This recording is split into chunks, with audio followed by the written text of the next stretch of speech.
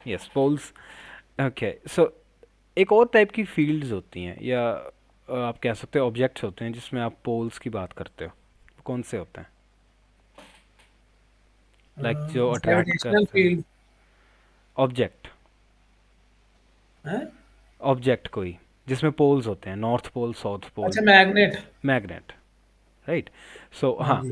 देखो electric charges में अभी तक एकदम से हमने पोल्स तो नहीं पढ़े हैं, बट यू वर राइट कि पॉजिटिव और नेगेटिव चार्जेस के बारे में हमने पढ़ा है। ठीक है, उसी को हम आज डिटेल से पढ़ेंगे कि उसका ओरिजिन क्या था और क्यों नाम दिया गया और कैसे दिया गया। ठीक है, हाँ जी। ओके। सो जो पर्टिकुलर टॉपिक हम, जो हमारा फर्स्ट यूनिट में रहेगा, उसे हम कहते हैं static electricity. Okay, static electricity जो है वो हम अभी पढ़ेंगे। अब हम इलेक्ट्रोस्टैटिक्स उसको हम कहते हैं। अब इलेक्ट्रिक चार्जेस और इलेक्ट्रिक फील्ड के बारे में पढ़ना है, उसका तो हमें आइडिया लग गया कि हाँ पार्टिकल्स होंगे, चार्जेस होंगे, जिसके बारे में हम पढ़ेंगे। ठीक है, हाँ लेकिन जी। जो प्रिसाइजली हम इस चैप्टर में शुरू करेंगे वो है स्टैटिक। स्टैटिक का एक्चुअल मीनिंग क्या होता है? स्टैटिक से क्या समझते हैं? स्टैटिक्स। हम्म, एक होता है स्टैटिस्टिक्स, वो नहीं मैं कह रहा। अच्छा, स्टैटिक मतलब वो है, एक रेस्ट पे है। हाँ, रेस्ट पे है, राइट। अच्छा। सो स्टैटिक का एक्चुअली मीनिंग होता है रेस्ट पे, कि anything that does not move और चेंज विद टाइम। और हाँ जी। इलेक्ट्रोस्टैटिक क्या है कि जो इलेक्ट्रिक चार्जेस जो स्टैटिक होते हैं, जो मूव नहीं कर रहे, जैसे कोई पॉजिटिव चार्ज है, नेगेटिव चार्ज है कहीं पे, वो मूव नहीं कर रहा, बट हम अगर स्टडी कर रहे हैं उसकी वजह से आने वाली कुछ फोर्सेस या फील्ड जो बन रही है उसकी वजह से पोटेंशियल अराइज हो रहा है, उसको, उसकी जब हम स्टडी करते हैं उसे कहते हैं इलेक्ट्रोस्टैटिक्स। हाँ क्लियर? जी। देखो आपके नेक्स्ट, अभी आप बड़ी क्लासेस में और आगे चैप्टर्स पढ़ोगे +2 में, तो इलेक्ट्रोडायनेमिक्स भी आता है। उसमें क्या होता है, चार्जेस मूव करते हैं, दैट इज़ अनदर थिंग, वो हम बाद में आएगा वो चैप्टर हमारे पास, लेकिन right now we have electrostatics. ठीक है, हाँ जी। हाँ। अब देखते हैं इलेक्ट्रिक चार्ज के बारे में। देखो, जो इलेक्ट्रिक चार्ज है उसके बारे में जो वर्ल्ड में पहले से 600 BC से या उससे पहले से भी पता था, आइडिया था। क्या तुमने कभी रियल लाइफ में कभी ऐसे देखा है? मे बी तुम्हारे क्लोथ्स, या कभी सूखा कपड़ा हाँ हो, जी। या कॉम्ब हो, या स्केल और, हो, उससे कभी तुम्हें स्टैटिक सा चार्ज लगा हो, या वैसे करंट फील होता है कभी कभार? हाँ, जैसे हम कंबल में होते हैं कभी कभार, हम्म, हाँ, फिर जब वेरी गुड। बाहर किसी चीज को टच करते हैं, दूसरे को टच करते हैं, तब हाँ, करंट आता दूसरे है। को टच करते कभी कभार होता है, वो सब स्टैटिक स्टैटिक इलेक्ट्रिक चार्ज का एग्जांपल है। उसके बारे में समझते हैं होता क्यों है वो। ओके, सो 600 BC में भी ग्रीस में भी ये चीज़ें ऑब्जर्व हुई, और उन्होंने जो एक नेम इलेक्ट्रिसिटी जो है वो उन्होंने एक वर्ड दिया। एक्चुअल में एक ऑब्जेक्ट होता है एम्बर। ठीक है, हाँ जी। उन्होंने वो चीज़ एम्बर में ऑब्जर्व की कि जो एम्बर है that is creating some electric charges. जैसे हमारे पास वूल है, या कोई स्टिक है, या किसी भी टाइप, जैसे ग्लास की रॉड है, उन सब को अगर हम रब करें या उनको अट्रैक्ट वो करें, इंट्रैक्ट करवाएं, तो इलेक्ट्रिक चार्ज तब प्रोड्यूस होता है। और एम्बर में भी ऐसा होता है। जो ग्रीक वर्ड एम्बर है उसको ग्रीक में वैसे इलेक्ट्रॉन कहते हैं वर्ड को, तो उसी से अच्छा। उन्होंने इलेक्ट्रिसिटी वर्ड बनाया। ठीक है, अच्छा। हाँ जी। हाँ।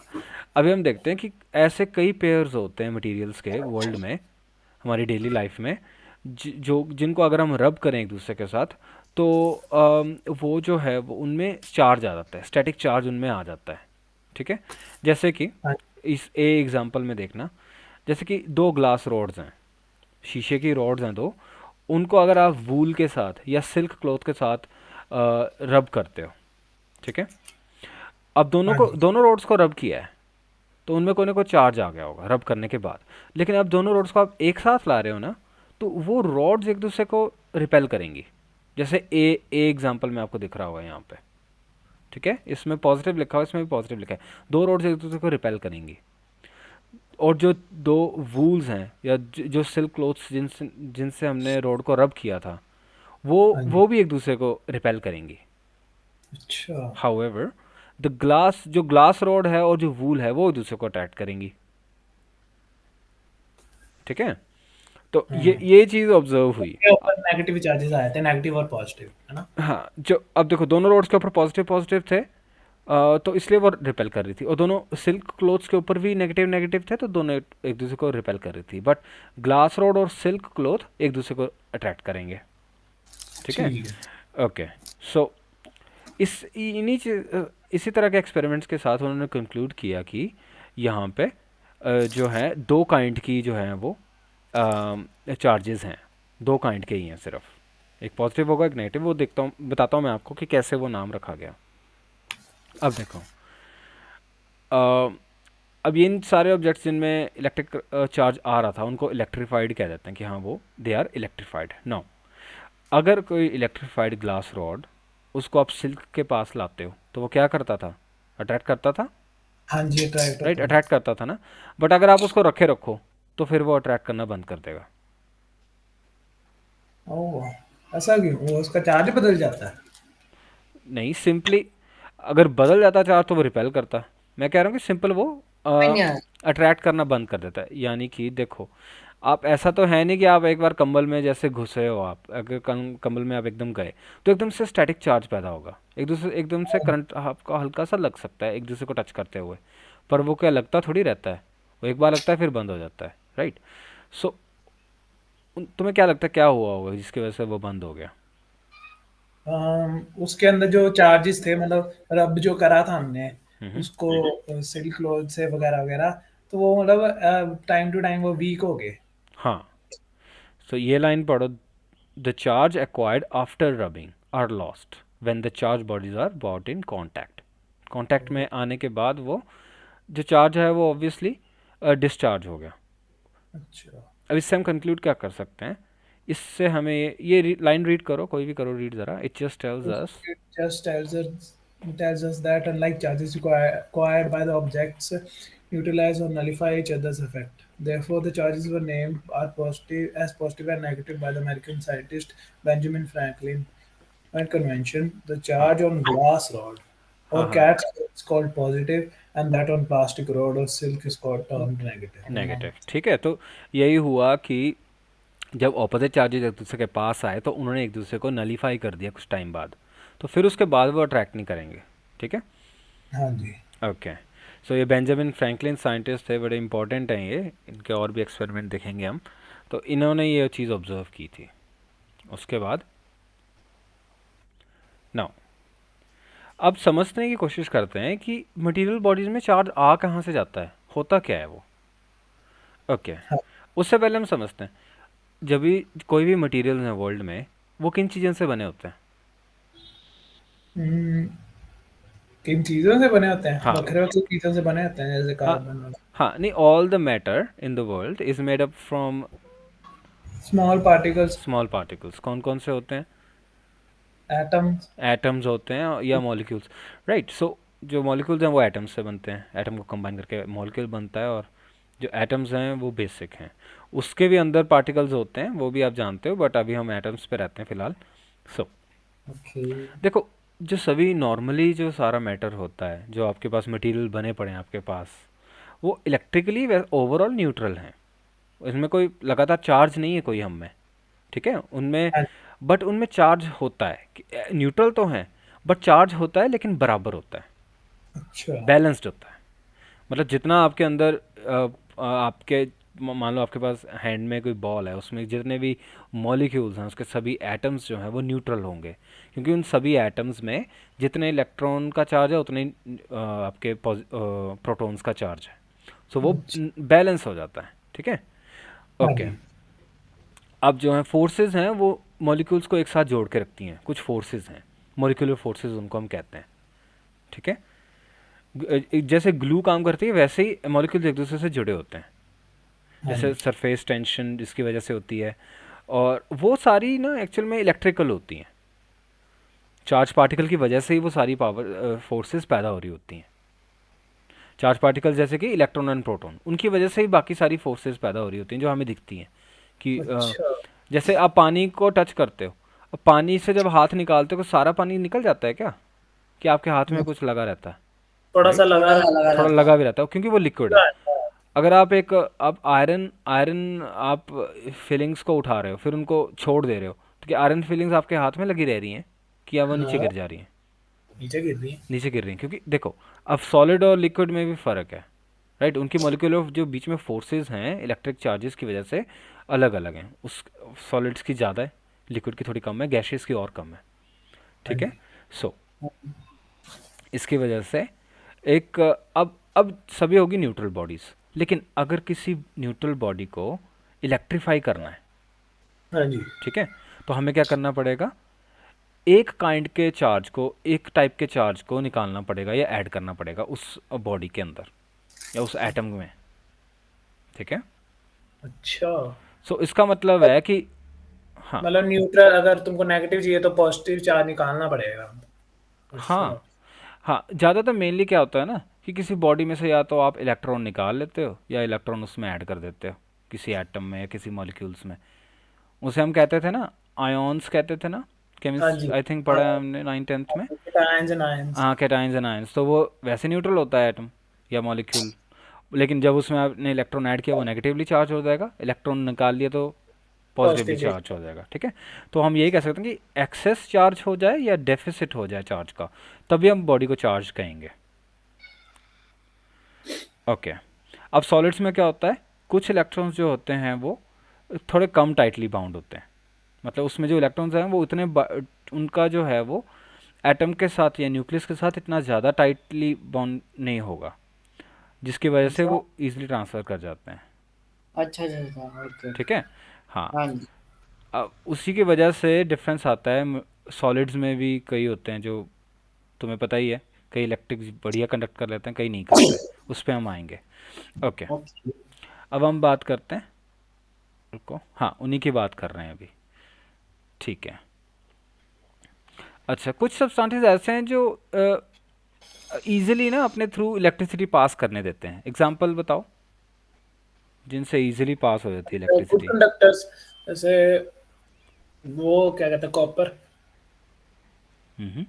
जिसने, यस। हाँ कॉपर जिसकी वायर्स बनती हैं। हाँ, और बैड कंडक्टर, बैड कंडक्टर हो गया वाटर। वाटर एक्चुअली में बहुत गुड कंडक्टर है। गुड हाँ कंडक्टर सच, होता गुड, है उसके वाटर। अंदर चल हाँ, जाता सब कुछ। बैड हाँ चल कंडक्टर जाता वुड। है। हाँ वुड। ठीक है। अच्छा, मान लो आपने एक मेटल रॉड ली है हैंड में, और उसको ना आपने वूल वूल के साथ रब किया, ठीक है। इलेक्ट्रिक चार्ज बना। हाँ, ये बड़ा इंटरेस्टिंग क्वेश्चन है, थोड़ा आगे मैं बताऊंगा, बट अभी मैं आपको पहले ही पूछ रहा हूँ, थोड़ा आपको वो चेक करते हैं। और रुको, स्क्रीन शेयर करनी पड़ेगी, रुको, something else. Okay. So okay, हाँ, मैं क्या कह रहा था, हाँ, आपके पास मेटल रोड है, आपके हाथ में है, आपने पकड़ी हुई है, आप ज़मीन पे खड़े हो, आपने मेटल रोड हाथ में पकड़ी, आप वूल के साथ उसको आप रब कर रहे हो मेटल रोड को।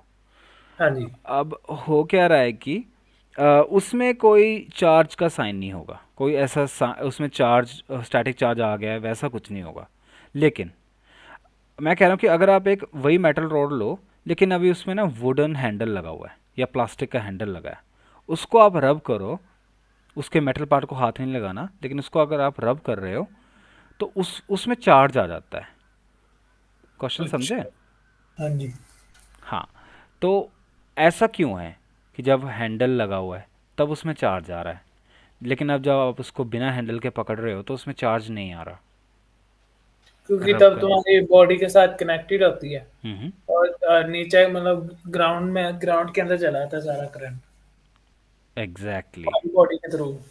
Good reasoning there, yes, exactly यही होता है, वही चीज़ मैं पूछ रहा था। अबू को लगा आइडिया इसका? नहीं, मेरे को समझ सा नहीं आया। अच्छा अच्छा, रुको, कोई नहीं, मैं समझाता हूँ, अभी उसी पे आएंगे। बट उससे पहले आप समझो कि जो आपके पास कुछ मटेरियल्स होते हैं वो आपके पास कंडक्टर्स होते हैं, और कुछ मटेरियल जो होते हैं वो आपके पास इंसुलेटर्स होते हैं, ठीक है। हाँ, सो इसमें जो है आपके पास, जो केस मैं ले रहा था उसमें जब आप टच करते हो बॉडी को, जब मेटल रोड को आप चार्ज करते हो, पर आपने अगर उसको सीधा मेटल को अपने हाथ से पकड़ा है तो आपकी बॉडी के थ्रू वो इलेक्ट्रिक चार्जेस ज़मीन पे चल जाएंगे, क्योंकि हाँ जी। बॉडी एक गुड कंडक्टर होती है, ठीक है। हाँ जी। तो वो जब अर्थ में चले गए तो वो स्टैटिक चार्ज उसमें मेटल रॉड में नहीं आ पाएगा भूल के रब करने पे, ठीक है, नहीं तो वैसे आ जाना था। ये है वजह। सो और जो जो अपने थ्रू इलेक्ट्रिसिटी पास नहीं करवाने देते, जैसे शीश ग्लास हो गया, प्लास्टिक हो गया, नायलॉन हो गया या वुड हो गया, हाई रेजिस्टेंस होती है इलेक्ट्रिसिटी की, उन्हें कहते हैं इंसुलेटर्स। ठीक है। अच्छा ठीक हाँ है। जी। हाँ। ओके। एक थर्ड कैटेगरी होती है, उन्हें कहते हैं सेमीकंडक्टर्स, जिनमें रेजिस्टेंस होती है मूवमेंट ऑफ चार्जेस की, लेकिन कंडक्टर और इंसुलेटर्स के बीच की मूवमेंट होती है। ना कंडक्टर्स जितना ज़्यादा वो पास करने देते हैं, लेकिन ना ही वो इंसुलेटर जैसा पूरा ही रोक लेते हैं इलेक्ट्रिसिटी को। उनको हम ना थोड़ा मैनिपुलेट कर सकते हैं सेमीकंडक्टर्स को। हाँ जी। आपको बाद में आएगा ये। और सेमीकंडक्टर्स की बहुत इंटरेस्टिंग बात यह है कि जितने भी आपके मोबाइल्स, कंप्यूटर और ये सब हैं, सब सेमीकंडक्टर्स पे बेस्ड होते हैं, क्योंकि इनमें हम चेक देख सकते हैं हमने कब इलेक्ट्रिसिटी को पास करवाने देना है, कब नहीं करवाने देना, या कितना हाँ करवाने देना है। ठीक है, वो उसी टाइप का सिलिकॉन और जर्मेनियम मेन टाइप के सेमीकंडक्टर्स हैं, तो वही वो यूज़ होते हैं हमारे इलेक्ट्रॉनिक इक्विपमेंट्स में। ओके। नो। अच्छा, ये तो सिर्फ इसीलिए मैंने क्लास ली थी, इंट्रोडक्शन देने के लिए कि आपके पास इलेक्ट्रिक चार्ज क्या तुम्हारे होता है, कॉलेज के सिलेबस में है कि वैसे जेईई वगैरह का? या आपके स्कूल के सिलेबस में है। Okay okay. हाँ, जेडब्ल्यू और उसके लिए तो चलो ये नॉलेज तो चाहिए ही है, एंड देन कुछ न्यूमेरिकल्स इसके बेस पे होंगे, आगे करवाऊंगा, पर पहले आपको इसके बाद हम इलेक्ट्रिक चार्ज के जो बेसिक कुछ प्रॉपर्टीज़ हैं उनके बारे में हम पढ़ेंगे। ठीक है, वो मैं ठीक है। आपको कल करवाऊंगा। और एंड भैया मेरे को ना एक चीज, मतलब कि करियर वगैरह में ना थोड़ा सा था मेरे को डाउट सा। ओके तो ओके। मेरे को ना समझ नहीं आ रही जेई और बीटेक क्या